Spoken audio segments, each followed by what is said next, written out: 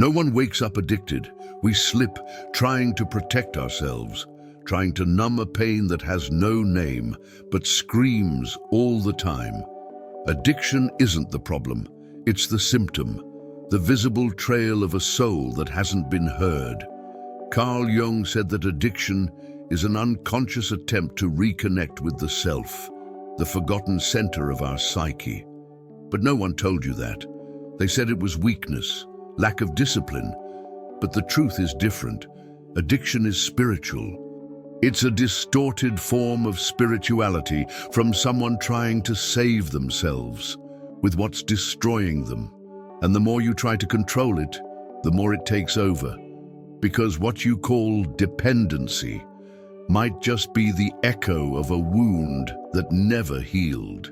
The wound of being yourself in a world that never let you exist. And what happens when the self has no space?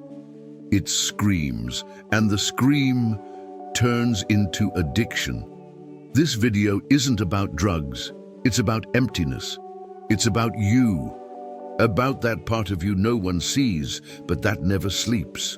About the hole you try to fill with food, with your phone, with relationships, with plastic spirituality. About the automatic smile you wear so you don't lose your mind. You don't want to get lost, you just want the pain to stop. But what if I told you that addiction isn't trying to destroy you? It's just trying to show you where you abandoned yourself. And maybe, if you have the courage to face it without guilt, without moralism, without running away, you'll find that this collapse is only the beginning of the self's silent call to bring you back. And this call doesn't scream, it cuts. You're not broken. You were just pushed too far from yourself. They told you that silence was weakness, that crying was drama, that feeling too much was a problem. So you learned to smile on the outside while bleeding on the inside. You learned to adjust, to stay quiet, to disappear. But the soul, it doesn't vanish. It just starts screaming in other languages, in insomnia, in breakdowns, in exhaustion with no clear cause. And suddenly you think you're sick, defective, too messy to be loved. But that's not it. You're alive, just buried beneath everything you did to be accepted. Carl Jung would call this a disconnection from the self, the forgotten essence. Because when life becomes a constant effort to be normal, the body begins to beg for truth. And the ego, it tries to convince you that you're the problem. But maybe you're just the result of a very convincing lie. And what if that's what needs to start dying? Spirituality doesn't begin when you get better. It begins when you stop pretending, when you look in the mirror and for the first time don't recognize yourself, and still decide not to run. You were taught to hate yourself for being intense, but intensity is just the soul's volume after it tried whispering and no one listened. You don't need fixing, you need remembering. Remembering your wholeness before the trauma, before the persona, before the world reshaped you. Shadow work isn't self-help, it's self-truth. It's the slow unraveling of everything you learned to survive. It's looking into your inner chaos and realizing it's not sabotaging you, it's signaling you. Every emptiness, every anxiety, every feeling that doesn't make sense carries a map. But you can't read this map in a hurry. It's in silence, in listening, in the space between one collapse and the next. That's where something opens. And what opens might be exactly what the world called madness. You're not broken. You're breaking free from a system that depends on keeping you that way. Because if you stop hating yourself, who profits from your suffering? Jung's journey wasn't about self-adjustment, but self-rescue. And you can only rescue yourself from what you have the courage to face. So look, even if it hurts, even if it burns, pain is an ancient language, a forgotten dialect of the soul. And when you begin to understand what it's saying, the whole scene changes. What used to be a symptom becomes a signal. What used to be a weight becomes a portal. And what looked like a fall might be the first step of the descent But be careful, not all light is spiritual, and not every fall is really a fall. Sometimes it's just the soul pulling you back. Some people look enlightened, but reek of repression. They talk about peace, but their eyes reveal a silent kind of desperation. Spirituality has become a beautiful disguise for those still terrified of themselves, afraid of anger, of sadness, of impulse, of desire. So they fake it. They pretend they've forgiven when all they did was shove it under the rug. They pretend they're light, but their shadow leaks out in every judgment dressed up as advice. This is the false spirit, the ego dressed up as a guru. Carl Jung warned, "Whatever is repressed comes back stronger, and it returns through the body, through addictions, through relationships." This kind of spirituality that only embraces what's beautiful is a golden prison. Because denying the shadow isn't evolution, it's psychic mutilation. The ego learns how to perform, how to persuade, how to control, but inside, the soul knows it's a lie, and lies come at a cost. The false spirit wants ready-made answers, formulas, right and wrong. It wants to vibrate high even when it's falling apart inside. It wants to please, to be accepted, to be seen as above. But the thirst for superiority is just another symptom of the fear of looking within. And fear, when unacknowledged, becomes a character. The spiritualized persona is the hardest one to break, because it makes you believe you're awake. But being awake isn't about knowing pretty phrases. It's about feeling, about shaking, about stripping down. It's being silent when every part of you wants to run. It's admitting, I'm still shadow, I'm still chaos, I still lie to myself. That's when something real begins, because real spirituality is raw. It doesn't need a performance. It doesn't try to prove itself. It overflows, and sometimes overflowing looks ugly to those who only accept the light. You know what the problem is? The false spirit protects you, but it also traps you. It won't let you feel anger because it thinks that's negative. It won't let you make mistakes because spirituality has become synonymous with perfection.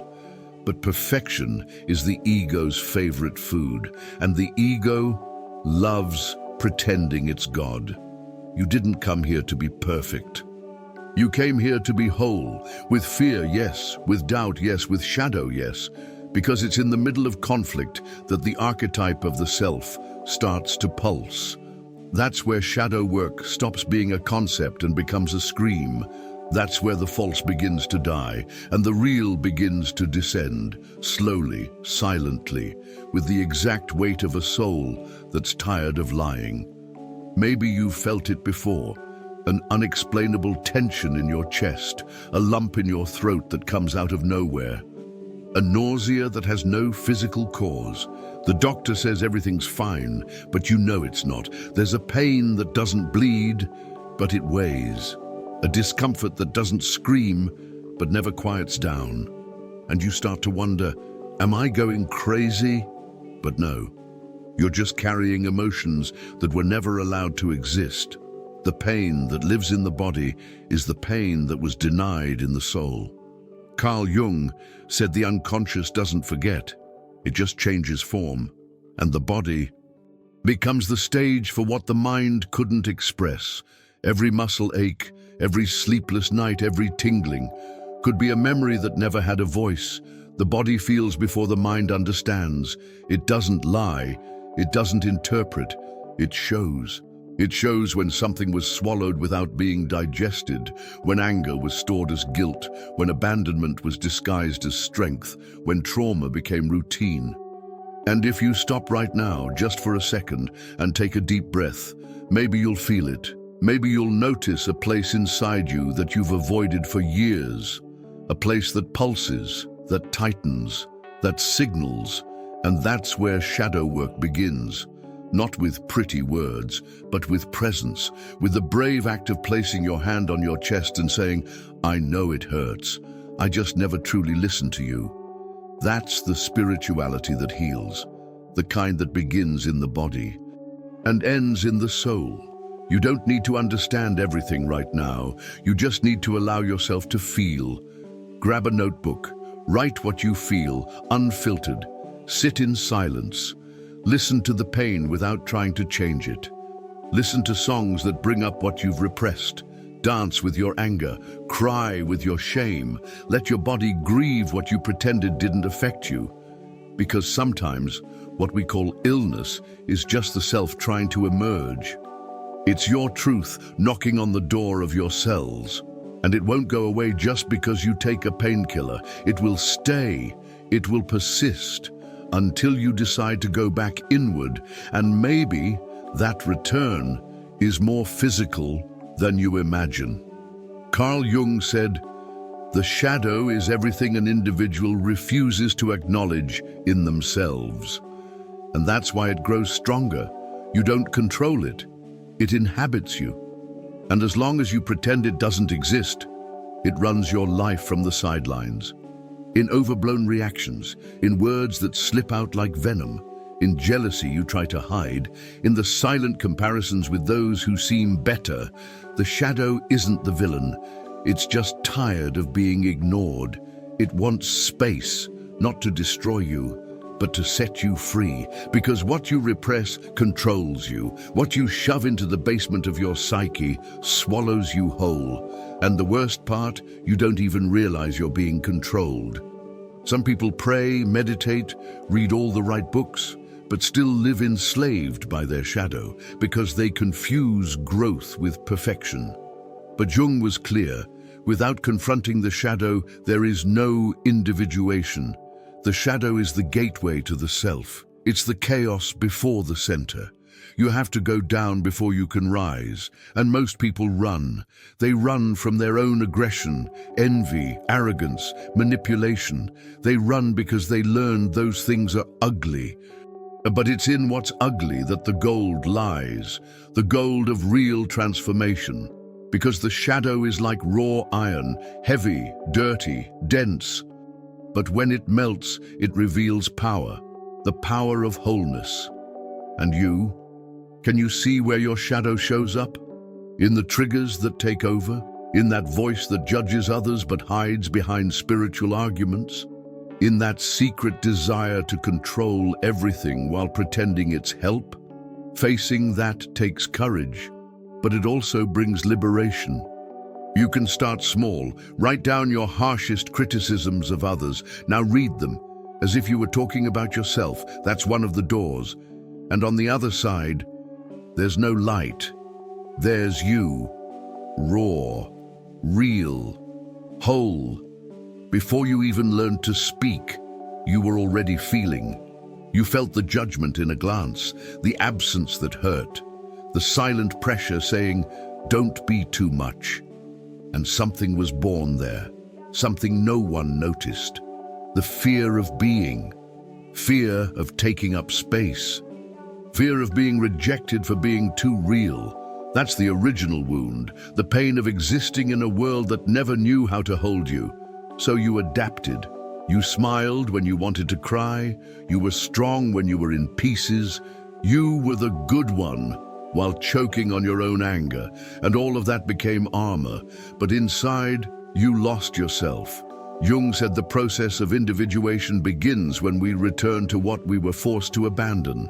And almost always, that's connected to the wounded child.